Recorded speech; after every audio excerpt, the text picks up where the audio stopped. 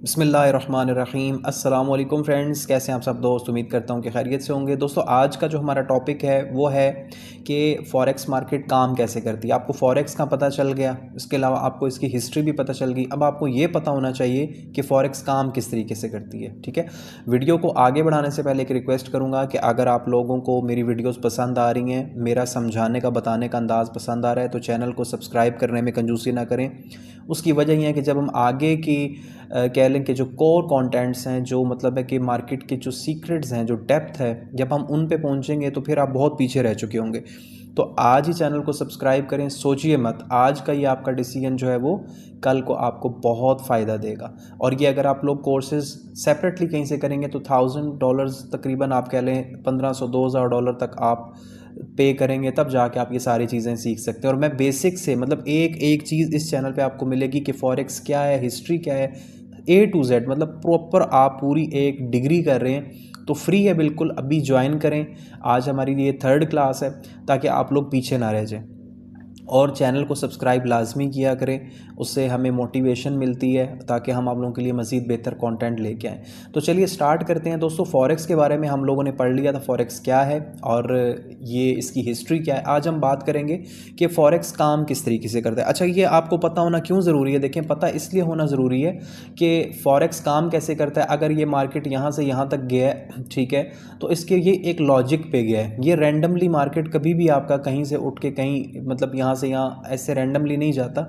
ये proper market जो है ये एक लॉजिक के ऊपर काम करती है, ये लॉजिक के ऊपर चलती है। ठीक है, तो इसलिए आपको ये पता होना चाहिए कि मार्केट फॉरेक्स का जो है वो एक्चुअली काम किस तरीके से करता है। ठीक है, मैं फिर से कहना चाहूँगा कि अगर आप फॉरेक्स सीखना चाहते हैं तो सबसे पहला सवाल देखें ये होता है कि फॉरेक्स असल में काम कैसे करता है। ठीक है, और जब आपको यही नहीं पता होगा तो आप किसी को क्या डिफ़ाइन करेंगे, क्या उसको बताएंगे। ठीक है, या मार्केट मूव क्यों करता है। थोड़ी सी ये थ्योरी है, लेकिन देखें डेली अगर आप 10-15 मिनट अपनी ज़ात को देंगे, ये नॉलेज आपको कल को फ़ायदा ही देगा, नुकसान नहीं देगा इंशाल्लाह ताला। ठीक है, तो मार्केट मूव क्यों करती है या हम प्रॉफिट किस चीज़ से कमाते हैं। ठीक है, ये चीज़ें आपको देखें नहीं पता है ना, कि मतलब ये पता होनी चाहिए कि यार प्रॉफिट प्रॉफिट कैसे बनता है।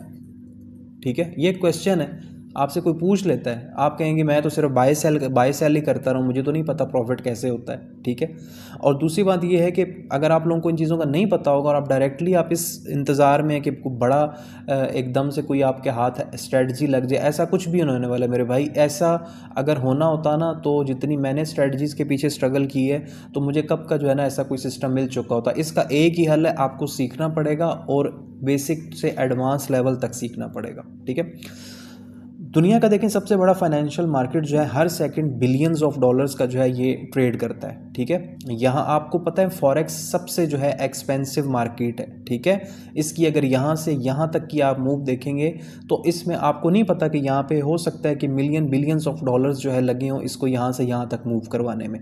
ठीक है, ये चीज़ें आपको पता होनी चाहिए कि ये इतना एक्सपेंसिव मार्केट है, इसलिए कहीं से भी रैंडमली आप बाय या सेल करते हैं और आपको लॉस हो जाता है। उसकी रीज़न ये है कि आपको इस मार्केट के प्रॉपर डायनेमिक्स का ही नहीं पता कि ये काम कैसे कर रही है। ठीक है, लेकिन आज की वीडियो के बाद आपको इंशाल्लाह फॉरेक्स का कंप्लीट वर्किंग मैकेनिज़्म जो है वो समझ आ जाएगा कि ये मार्केट एक्चुअल में आपका काम किस तरीके से करता है।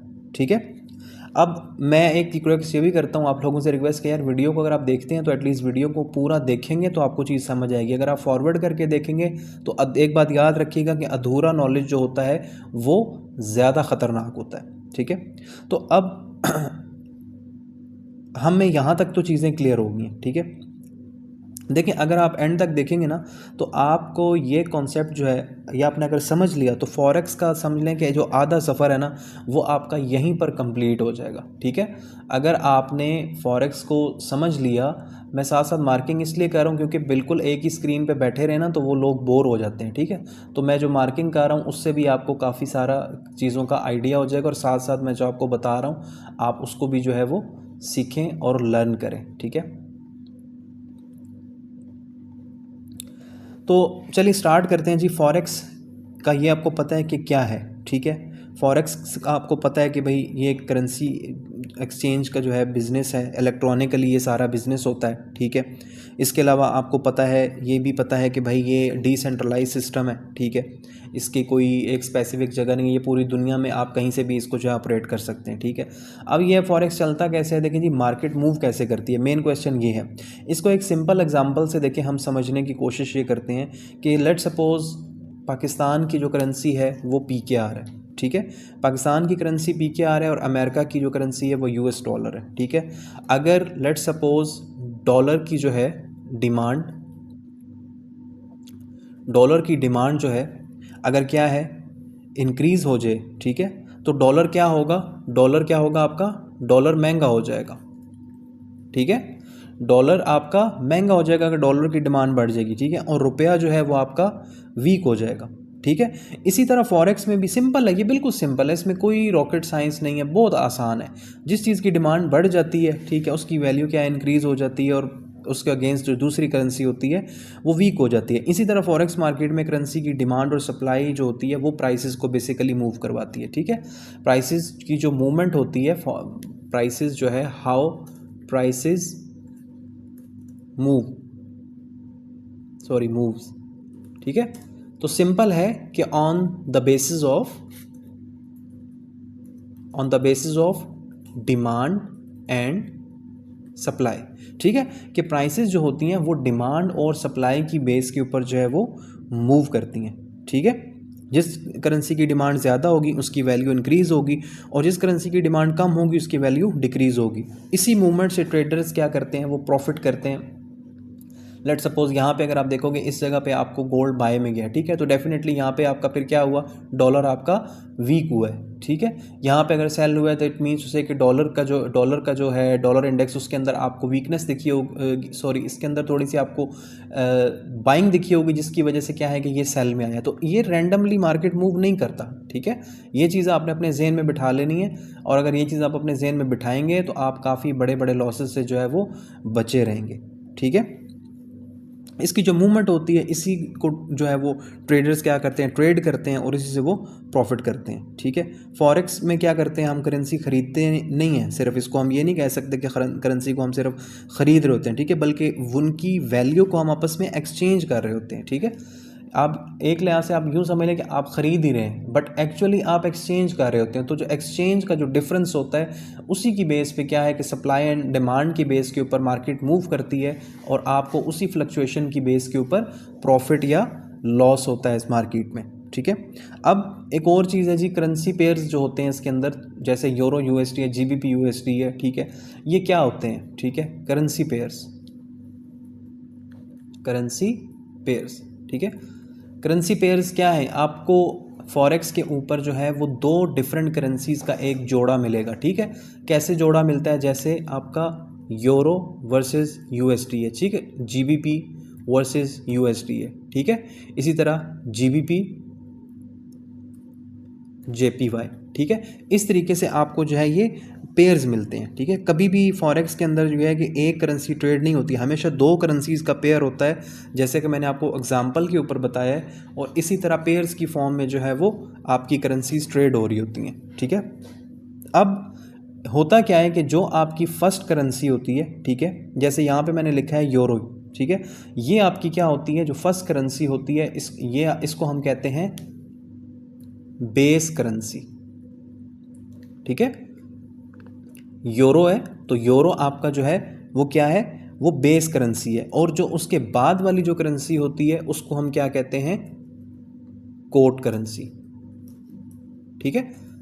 जैसे USD है यहाँ पे आपका, ठीक है, यूरो वर्सेस USD है, तो जो भी पहला आपका पेयर जो भी देख रहे हैं उसमें जो पहला सिंबल होगा जिस करेंसी का, वो आपका क्या होता है, बेस करेंसी होता है और उसके बाद जो आ रहा होता है वो आपका कोट करेंसी होता है, ठीक है। अब यहाँ पे हम एक लेट सपोज एक छोटी सी एग्जांपल ले लेते हैं, ठीक है, यहाँ पे कि मिसाल के तौर पे अगर हम यहाँ पे लिखते हैं 1.1500, ठीक है, और इसको हम लिख देते हैं जी यूरो USD। यहाँ तक क्लियर है। अब इसका मतलब क्या है, बेसिकली इसका क्या मतलब है, अब ये चीज़ें बहुत से लोगों को नहीं पता होती, ठीक है, वो काम कर रहे हैं लेकिन नहीं पता, ट्रेडर्स बहुत से लोग तो बेचारे हैं ही रिटेलर्स, लेकिन ये चीज़ नहीं पता होती कि ये 1.1500 ये वैल्यू लिखी हुई है यूरो यूएसडी पेयर के आगे, इसका क्या मकसद है। मैंने एक एग्जांपल के तौर पे लिखा है। तो इसका मकसद ये होता है कि एक यूरो की जो वैल्यू है वो क्या है, $1.15 है, ठीक है।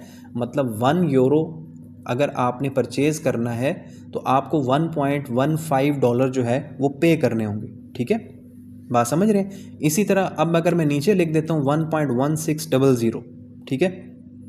अब इसका क्या मतलब है, अब इसका मतलब क्या है, इसका मतलब ये है कि आपका यूरो जो है वो क्या हुआ है, स्ट्रॉन्ग हो गया, ठीक है, स्ट्रॉन्ग हो गया, क्योंकि अब आपको क्या है 1 यूरो के अंदर $1.16 जो है वो पे करना हो, ठीक है। और डॉलर जो है आपका क्या हुआ है, वीक हो गया है।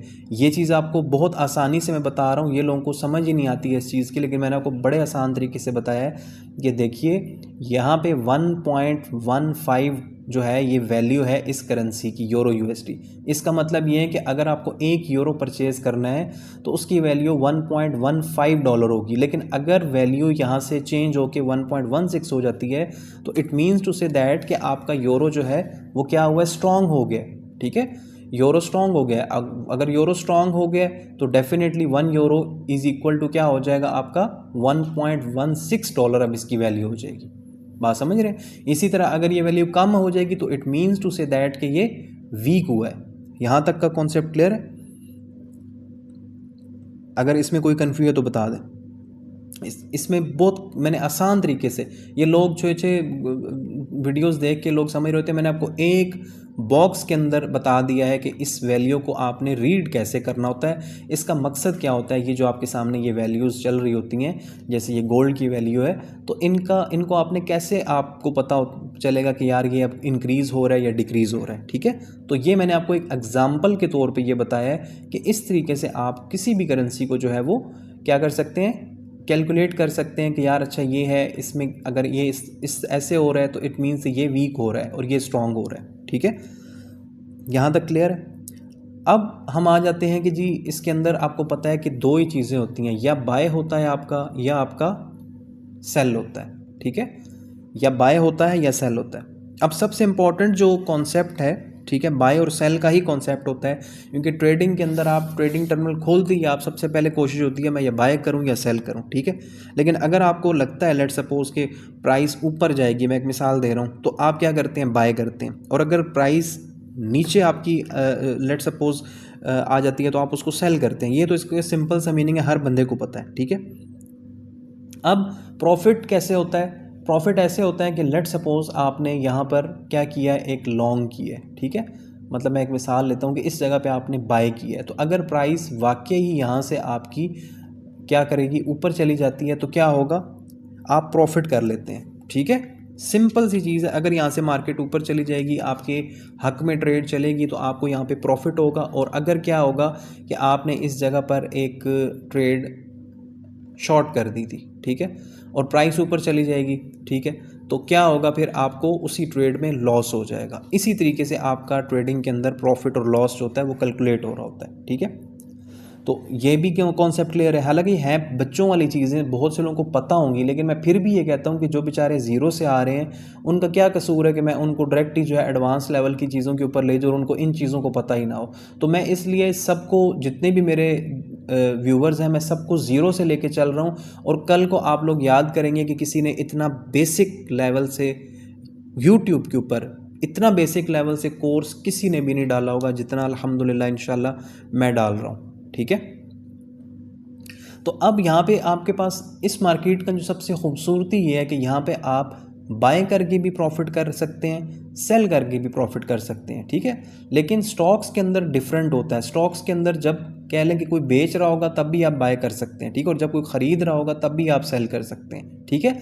लेकिन यहाँ पे क्या है कि आप बाय अगर आपने नहीं भी किया हुआ, आप डायरेक्ट शॉर्ट करके भी जो है क्या कर सकते हैं, प्रॉफिट, मतलब 2 डायरेक्शंस में आप जो है वो प्रॉफिट बना सकते हैं। अब हमारा नेक्स्ट इसके ऊपर जो टॉपिक है, वीडियो मेरी कोशिश होती है कि 10-15 मिनट के अंदर हो, लेकिन अगर बड़ी हो भी जाए तो मुझे पता है मेरी वीडियो में कोई भी आपको फजूल चीज़ नहीं मिलेगी, एक एक लाइन में आपको वैल्यूएबल चीज़ ही मिलेगी, ठीक है। प्राइस मूव क्यों होती है।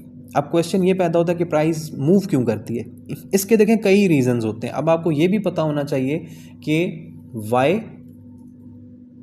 प्राइसेस मूव, ठीक है, कि प्राइसेस मूव क्यों करती है। अब इसकी बहुत सारी रीज़न होती हैं डिफरेंट कंट्री, जैसे इंटरेस्ट रेट्स का आपका डाटा होता है, इन्फ्लेशन का डाटा होता है, कोई न्यूज़ होती है, जैसे इकोनॉमिक डाटा आता है आपका, एम्प्लॉयमेंट की जो डिटेल्स आती हैं, अनएम्प्लॉयमेंट क्लेम, जीडीपी नंबर्स आते हैं, पॉलिटिकल इवेंट्स चल रहे होते हैं, वॉर सिचुएशन होती है, कोई नेचुरल आपका डिज़ास्टर हो गया, ठीक है, या जैसे आप कह लें कि सेंट्रल बैंक्स के डिसीजंस वगैरह चेंज होते हैं। तो ये सारे फंडामेंटल्स होते हैं जिनकी बेस पे आपकी प्राइसेस के अंदर क्या होती है, मूव होती है। और जो बिग मूव्स होती हैं वो क्या है, उनके जो बिग मूव्स के जो ड्राइवर हैं, जिनको हम ड्राइवर कहते हैं, वो क्या होता है, फंडामेंटल्स ही होते हैं, ठीक है।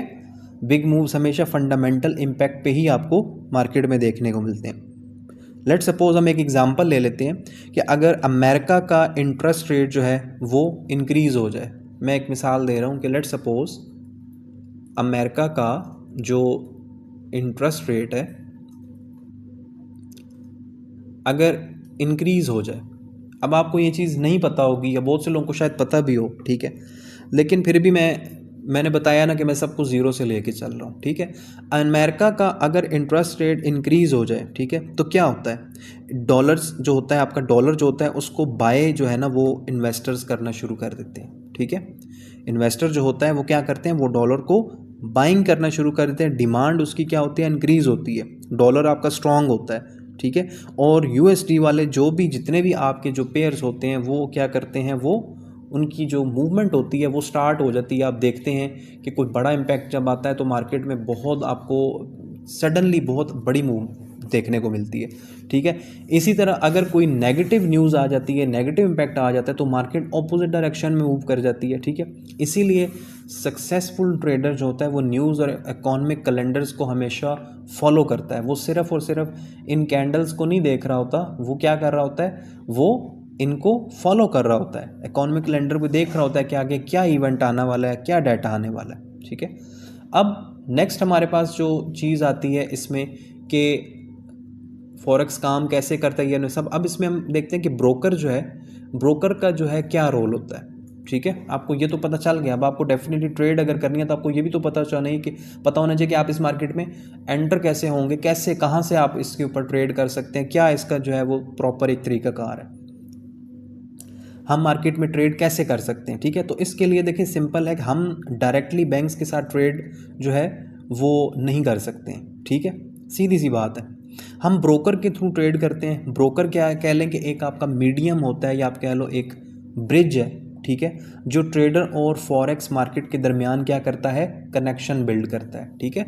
ब्रोकर आपका क्या करता है, वो आपका कनेक्शन जो होता है उसको बिल्ड करता है, ठीक है। अब ब्रोकर देखें, ब्रोकर के ऊपर भी ना एक डिबेट है, वो एक अलग सी चीज़ है, ठीक है, लेकिन उसको हम आगे चल के डिस्कस करेंगे। फिलहाल आपको इतना ही पता होना चाहिए कि मार्केट में आपको कनेक्ट कैसे किया जाता है, ठीक है। तो ब्रोकर बेसिकली क्या कर रहा होता है, आपको फॉरेक्स मार्केट के साथ क्या कर रहा होता है, कनेक्ट कर रहा होता है, क्योंकि आप डायरेक्ट बैंक्स के साथ जो है वो ट्रेड बैंक्स के थ्रू मतलब नहीं कर सकते, ठीक है। तो ब्रोकर इसमें आपको ये रोल प्ले करता है कि वो आपको इस फॉरेक्स मार्केट के साथ क्या करता है, कनेक्ट करता है। जो ट्रेडर और फॉरेक्स मार्केट के दरमियान कनेक्शन लेट सपोज प्रोवाइड कर रहा है, जो भी मीडियम है, आप उसको ब्रोकर ही कहोगे, ठीक है। कोई भी है वो, मतलब XYZ कुछ भी होगा, वो होगा, उसको आप नाम ब्रोकर का ही दोगे, ठीक है। इस तरह फिर हमारे पास क्या होता है कि अकाउंट ओपन करने के बाद हम मेटा ट्रेडर या किसी और प्लेटफॉर्म पर ऑर्डर प्लेस करते हैं। ये एक सॉफ्टवेयर होता है, ठीक है, MT5, उस पर मैं आगे वीडियो बनाऊंगा, ठीक है। ब्रोकर क्या करता है, सिंपली उस ऑर्डर को मार्केट तक पहुंचा देता है। आप जो भी बाइंग या सेलिंग का ऑर्डर लेते हैं, ब्रोकर का क्या काम होता है, ब्रोकर का सिंपली काम होता है कि वो उस ऑर्डर को आगे फॉरेक्स मार्केट में मूव कर देता है। इसीलिए हमेशा ट्रस्टेड और रेगुलेटेड ब्रोकर यूज़ करना बहुत ज़रूरी होता है। ट्रस्टेड ब्रोकर ही आपका ऑर्डर मार्केट तक पहुंचाएगा। जो जिसको कहते हैं ना डब्बा ब्रोकर होता है, या जो स्कैमर्स होते हैं, वो आपका ऑर्डर आगे पहुंचाते ही नहीं है, वो यहीं पे होल्ड कर लेते हैं, ठीक है। तो ये भी बहुत ज़रूरी है कि हमेशा रेगुलेटेड ब्रोकर पर आपका अकाउंट होना चाहिए। अब हम इसमें थोड़ी सी एग्जाम्पल्स ले लेते हैं, ठीक है।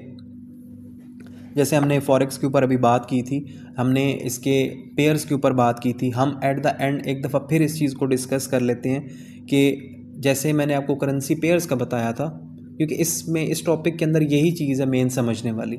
ये आपके सामने मैंने एक पेयर लिख दिया यूरो यूएसडी, ठीक है।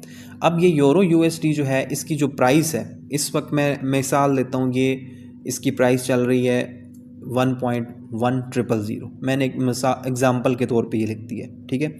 आप एनालिसिस करते हैं और आपको लगता है कि प्राइस ऊपर जाएगी, आप बाय कर लेते हैं, ठीक है।